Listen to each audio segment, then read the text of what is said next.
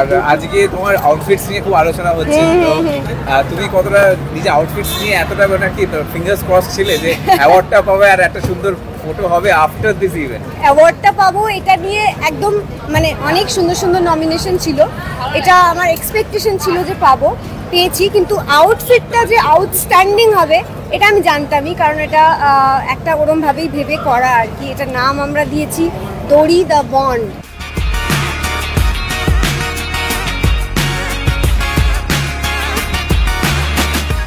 Bond কারণ আমার career, আমার নাচ, আমার ফ্যাশন, আমার অ্যাক্টিং, এই দিকগুলো সবটাকে একসাথে বাঁধা আর কি বন্ড। তো সেই একটা কনসেপ্ট ভেবে এটা করা, এবং এটা অ্যাকচুয়ালি এআই জেনারেটেড একটা ছবি দেখে করা। এবার এআইতে তো যা খুশি তাই করতে পারে, মানুষ তো পারে না সেটা করতে।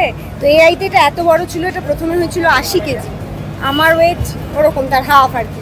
তো তারপরে সেটাকে কমিয়ে অনেক কিছু, অনেক দড়ি কেটে করা হয়েছে। এখন বোধহয় 42 to 45 কিছু একটা হবে। তো এটার ভীষণ ওয়েট, বাট আমি ভীষণ গ্ল্যাড যেটা মানুষ ভীষণ পছন্দ করেছে, তোমাদের সবার এত পছন্দ।